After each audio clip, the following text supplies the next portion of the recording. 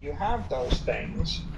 Then there's a discussion of, well, what's the volatility? What's the performance? What's the Sharpe ratio? What's the duration? What's the holding period? What's the risk? And then what's the communication strategy? And so I think that this education, it's pretty important for individuals. What we've been doing has been important for individuals. It's pretty important for family offices, especially forward-thinking ones. For private companies, maybe they could do something. But if you ask, like, who are the most conservative movers in the universe? Well, the second most conservative would be operating companies that are publicly traded, right? That are disclosing everything they do every quarter and regulated. And the most conservative are the banks, public companies that are actually regulated custodians of other people's assets. So the fact that we've worked our way from individuals to high net worth individuals to private companies up to the tech innovators, and now we're working on the mega public corps and the banks, right? That's a sign of the asset improving, and education matters, setting an example matters, right? But there's just a lot of moving parts here, and we're talking about the birth of an asset class and a paradigm shift, and in both cases, right, it's like an organic viral process, it's like, which is, they say one of the first things they taught me at MIT about this was, they said, if you have a pond and there's algae in the pond and the algae is doubling every day, and in 30 days it covers the entire pond, on what day of the month will you notice you even have any algae? And it's like, well, 90% of the days you don't even know you have any, and like on the 26th day you notice something, and then in 3 more days the pond's completely covered, right? So with exponential processes, there's a whole lot of nothing apparently going on as the process builds and builds, and all of a sudden there's a little blip, and then all of a sudden you have more action, right? Like with Apple stock, right? It took forever, 40 years to make it to $1 trillion, and it took like 18 months to make it to $2 trillion. It's like, you see that as a phenomenon, and that's the phenomena here, organically, virally spreading everywhere in the world, I think. So, speaking of organic growth of participants in the industry, one of the, I guess, spicier topics making right now is how many coins are on Coinbase. And I think all the major corporates, MicroStrategy included, use Coinbase. How do you think about, as a fiduciary, risk with respect to single custodian and the trade-offs versus using multiple custodians and diversifying your custodians, or maybe alternatives like multi-institution custody? How do you think about those risks and balances and trade-offs? I think generally any major public company or major institution that's either a trust company like a ETF or an operating company, they're going to go through a vetting process, and they're going to choose an institutional grade custodian that's regulated. There's maybe a dozen in the world, I suppose. There's about half a dozen in the United States. It'll take some number of months, depending upon how motivated they are. You could spend as much as you could spend if you were super in a hurry. You could spend a month, and if you're taking your time, you could spend 12 months vetting the custodian. They're not going to custody Bitcoin anywhere other than in one of them. And then normally what happens is you then find a second, so maybe a third. So you're going to want to have a couple.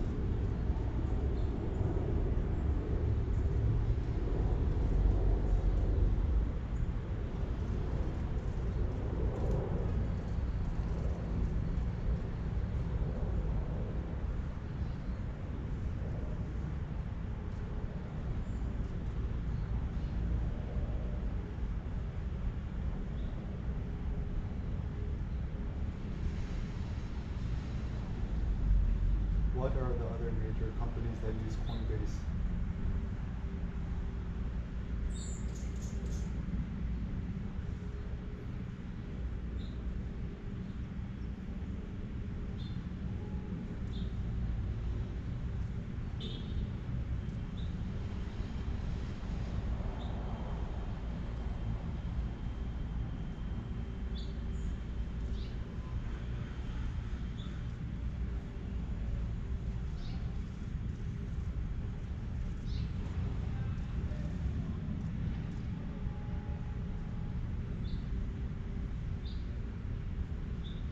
Custodians, and then you're gonna want to review that continually. And I think it's not really practical to have more than 3.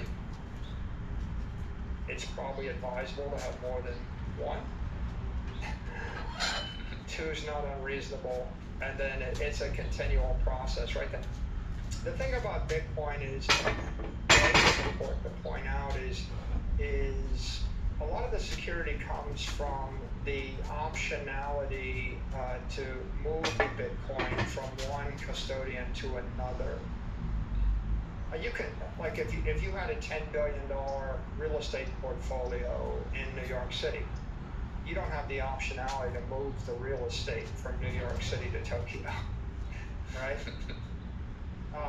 And in certain extents, if you have a large holding of an ETF, you don't necessarily have the optionality to move your holding to a different ETF provider without taking a tax hit, right? Without a taxable event, right? This is why cash creates and redemption is much less efficient than in-kind create and redemption.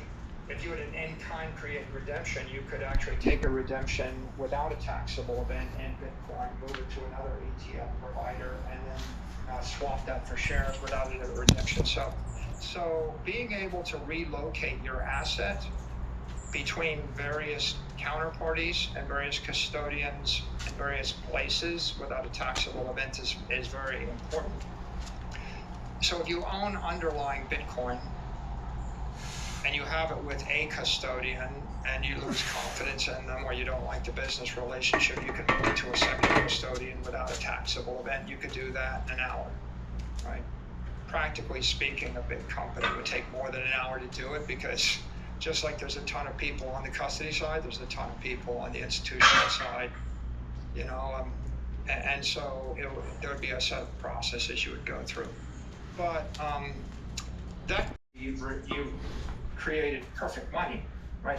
I think, or perfect digital capital. I think that's the first lesson. And I think the second lesson is, if you can move the Bitcoin without a trusted intermediary, now you've got an open global network. And what it really means is that 300 million companies can settle with each other. And that means that 50,000 banks can settle with each other. And so this becomes a settlement network, right? When we teach people that corporations are not to be trusted, banks are not to be trusted, and governments are not to be trusted, we become crypto anarchists. But Apple's a corporation, and the hospital's a corporation, and insurance companies are corporations, you know, and Uber's a corporation, and the United States government, for better or worse, does useful things, right? Just like your city government.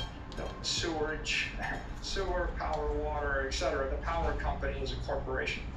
So if you embrace the idea there are some companies that provide you with food, electricity, transportation, you know, airline service, freight, etc., then you're like, okay, companies are probably okay. And if you embrace the idea that you could be like, okay, well, I got to self-custody. Well, like, how's a 12-year-old kid supposed to self-custody? How does an 85-year-old with Alzheimer's self-custody, right? This idea that you should never trust a corporate custodian is also a kind of orthodox, zealous, ideological notion. The truth of the matter is, there's a lot of circumstances under which you want a company to fixate on custody, just like we use Apple to custody our photos and custody our documents and the whatever, and you can rail against it, but I haven't seen any crypto anarchist that's proposed a solution to the dependence on Apple and Google and Microsoft that we currently have today. So I think that the deeper idea is not that Bitcoin allows you to avoid depending on a custodian. The deeper idea is Bitcoin gives you a competitive market, a global competitive market for custody, and you have the option to move $10 billion in 1 hour anywhere in the world to any of hundreds of millions of potential custodians. And so that creates a competitive market, a free global capital market and arbitrage between every type of custody and every country and every form of possible custodian, and what is it? The last resort. As the last resort, you can take self-custody, and you don't have the ability to take self-custody of $10 billion of Apple stock as a last resort. And you don't have the ability to take self-custody of $10 billion worth of real estate as a last resort. And you don't have the ability to take self-custody of $10 billion of gold as a last resort. And so the last resort is useful, but really a more practical thing you find in life, and every corporation finds this out. It's like, when you need to buy electricity or when you need to buy oil, yelling at General Electric or yelling at Exxon that if they don't give you a better deal, you'll just drill for the oil yourself.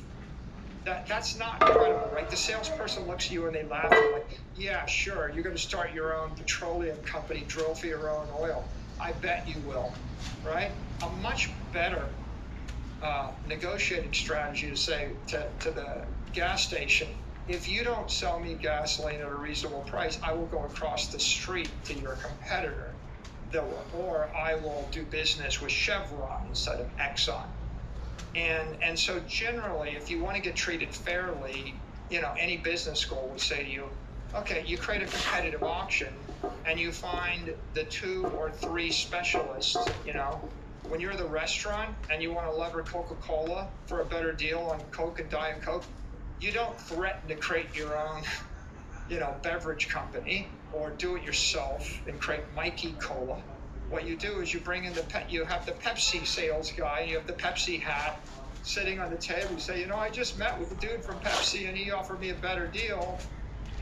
And the Coke sales guy goes back to the district manager and says, Pepsi's in there talking to them, so I think we better give them a better deal. And of course, there's only Coke and Pepsi. That's only 2. As a practical matter, you have to have 2. When there's 1, you're in deep trouble. But Satoshi gave us 10,000, right? 10,000. There's 50,000 banks, right? If you get like 100 custodians competing with each other, you're going to have a pretty good market and a pretty fair market, and I think that's what's going on here. So the big institutional holders like MicroStrategy or the big ETFs, they're going to use regulated custodians. They're going to put pressure on them. By the way, there's the crypto anarchist and there's the libertarian view, not your keys, not your coin, and it's an important mantra. But barking at Coinbase and telling them, or barking, at Mt. Gox, or yelling at some exchange to be better on Twitter doesn't work, right? I'll tell you what works. When BlackRock has $20 billion of assets, and then the guy that runs the BlackRock ETF goes to talk with Coinbase, or when Fidelity looks at it like, well, I think we'll just go and do it ourselves. When a megacorp with trillions of dollars of assets decides that they want better service or they don't trust the exchange, now you have a market dynamic and that works because there's huge amounts of assets at risk. And there's armies of lawyers and armies of accountants. It's like, you know, you have to go through a Sarbanes-Oxley, risk control audit in order for me to do business with you, and that means we've got a list of 10,000 things. So I think that the institutional players, the SEC 40 trust companies and the SEC 33 operating companies, those are applying pressure to the crypto exchanges to become much better. But they're also the ones that are lobbying for the repeal of SAB 121, right? And so it's the transformation of financial and physical capital to digital capital. And that's not complicated. That's a very simple idea if you just say it like that. But the implication is it's also driving the digital transformation of the capital markets. So the capital markets are fragmented, right? The bond market trades in Japan at different times than the bonds trading in Germany, and then the bonds trading in Brazil, then the bonds trading in the US. And the equity market, right? Our existing capital markets are built around equity and debt, and there's some derivatives, right? Equity, debt, and derivatives, and they trade 9:30 to 4 Monday through Friday, and they don't trade on the weekends, or they don't trade on holidays. And they're all fragmented, and they're limited in access. So the implication of somebody being able to trade in a capital market in Australia on Saturday and having an impact somewhere in the United States, 12 hours off on the time zone or something, that's interesting. So a real-time 24/7 global capital market is interesting, and up until now, it has been, again, it was 0.01% of the money in the world, when it was 6,000 or 7,000 a coin, and now it's 0.1% of the money in the world. And so it is a global digital capital market, but it's still de minimis in amount of capital. And so I think that as you see bigger players come into the marketplace and it gets to be 1% of the capital of the world, now you're going to have the tension of the 20th century. The 20th century capital markets, they're fragile, they're limited to a certain set of people, there are very limited settlement options, they're slow, they're not smart. You can't trade Apple stock 100,000 times on a Saturday afternoon, right? So you can't vibrate it at a high frequency. You don't have you can't self-custody, you can't program it, right? So the capital that's in the traditional markets, it's not programmable, it's slow, it's fragile. And the capital in the 21st century, it's going to be smarter, faster, stronger. And so the interesting opportunity is what happens when the investment bankers and the commercial bankers and the money managers realize that digital capital is smarter, faster, stronger, universal, right? Because it has a lot of implications, right? Like there's 50,000 publicly traded companies, and how many of them are capitalized on Bitcoin? How many of them are capitalized on bonds? So 99.99% of the corporate capital is financial capital, which is fragile, fragmented, right? And defective, right? Digital capital is appreciating at 45% a year, and over the last 4 years, and financial capital is depreciating at 4% a year. Yep. In fiat, this is in USD terms, right? But I think that has profound impact on investment banking, right? Like, why wouldn't you go and recapitalize every company? So that's interesting. I think what's also interesting is it's like the same set. the financial world brags about taking settlement from T plus 5 days. Like in 1970 to 75, it was like T plus 5 days, T plus 5 to 10 days, then T plus 3 days. And it was T plus 2 days as of a year ago. And now we're getting to T plus 1 day. But we're not T plus 1 day. On Friday, it might be from Friday at 4 till Monday at 10 a.m. or something to settle something. So money still moves very slowly, and it has to pass this fragile network of four-spotted banks, and anybody can block the move. And you can't program it, right? So I use this phrase, when you think about digital capital is invisible, right? It's intangible, it's immortal, right? It's indestructible. But while you're working through your bolts, like comparing it to a building, it's all those things. It's musical. And the musical is something to think about, right? Think about a symphony. Think about vibrating the strings of a guitar. Think about, energy, frequency, and vibration. And think about Mozart's or Beethoven's 7th Symphony or Beethoven's 9th Symphony. Think about what happens when you start to vibrate on various frequencies. And literally you hear it and it's beautiful. And then think about how fast you can vibrate a building.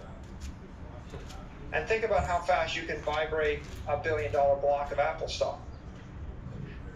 And see, they don't play, right? They vibrate like a rock, right? You can't, right? The answer is you can't play that capital, right? You can't. But with digital capital, you can, on the base network, you can move it once an hour. And that's actually comparatively high frequency compared to moving gold once a year, right? At 8,760 hours a year. So 8,760 times faster than the fastest gold. Seems like high frequency. But really, when you put it on a layer 2 network, the real point is if I can settle on the underlying network, then when you put Coinbase against Binance as a counterparty, or you put Block against, set up layer 2 and layer 3 counterparties, they can move the stuff, at 10 kilohertz on the weekend. And now you combine that with the, high speed trading has been a fixture in certain equity markets, but we've never had high speed global trading. And now we've got AI. And so if you actually created an AI and you said to the AI, I want you to go ahead and scan 100,000 possible counterparties that want to borrow the Bitcoin, assess the risk, and I want you to make the microloans, chop it up, send it to them, then fetch it back and optimize the yield or the risk return on that. I mean, it's quite likely that the AI is not going to make one decision per 3 years. But if you look at most corporations, they pick one custodian, they place their capital with the custodian, and they generate, if you have $10 billion of Apple stock, what do you think your yield is on it when you actually have it at a wirehouse? I mean, most people don't get any yield. For the most part, when's the last time someone paid you a yield on a $1 million block of stock? Occasionally, you could find someone who will offer you something, but generally, that's not a very competitive market. It's a very simple market. I would suggest to you that 99% of all equity investors have never been delivered any yield on any equity asset that they hold. And yet, except that if you hold government securities, if you hold the dollar, or you hold this favored capital asset, which we love, you would expect to get paid interest on that. But stop and think about it for a second. Why is it you get paid interest on $1 million of U.S. Treasuries, but you don't get paid interest on $1 million of Microsoft stock? And ask, what?